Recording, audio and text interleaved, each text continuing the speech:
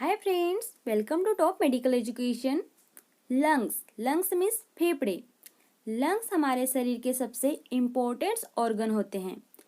Lungs के द्वारा ही हम वातावरण से ऑक्सीजन को शरीर के अंदर लेते हैं और कार्बन डाइऑक्साइड को शरीर से बाहर निकालते हैं।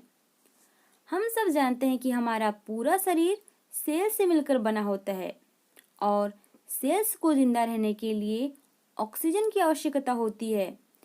अगर हमारे सेल्स को ऑक्सीजन ना मिले तो सेल्स की डेथ हो सकती है और हमारी भी डेथ हो सकती है।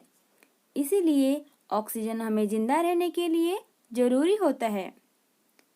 यह जानने के लिए कि लंग्स कैसे कार्य करता है, इससे पहले हमें लंग्स के स्ट्रक्चर को जानना होगा।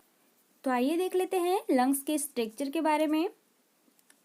हमारे शरीर में दो लंग्स पाए जाते हैं, पहला राइट लंग्स और दूसरा लेफ्ट लंग्स।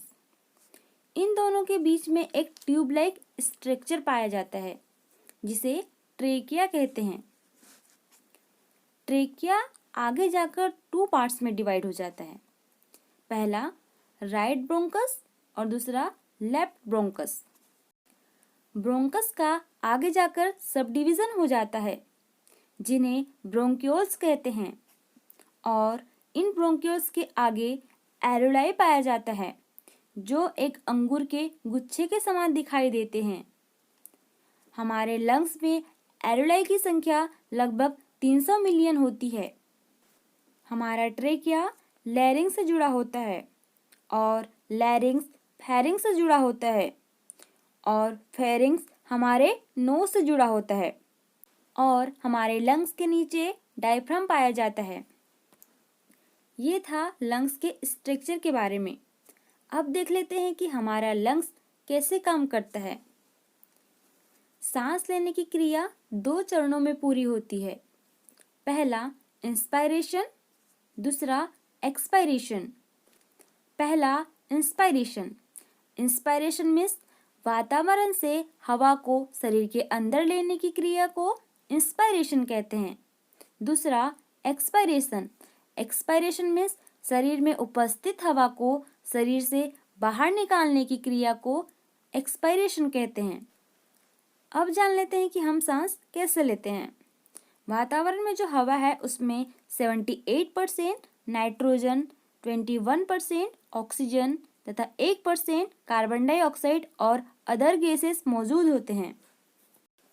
जब हम सांस लेते हैं तो सबसे पहले हवा हमारे नोज में जाता है, फिर फेरिंक्स और लैरिंक्स से होते हुए हमारे ट्रेकिया में जाता है और ट्रेकिया से राइट एंड लेफ्ट ब्रोंकस में जाता है, फिर ब्रोंक्यूल से होते हुए हमारे एरोलाई में पहुंच जाता है। एरोलाई में ब्लड कैपिलरीज पाई जाती है। एरोलाई हवा में मौजूद ऑक्सीजन को एब्जॉर्ब कर लेता है और ब्लड को दे देता है।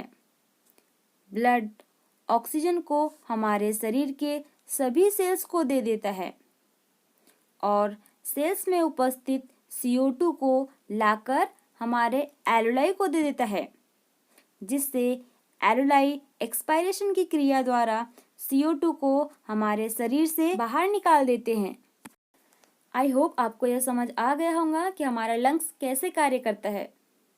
ऐसे ही बेस्ट जानकारी के लिए इस चैनल को सब्सक्राइब करें। धन्यवाद।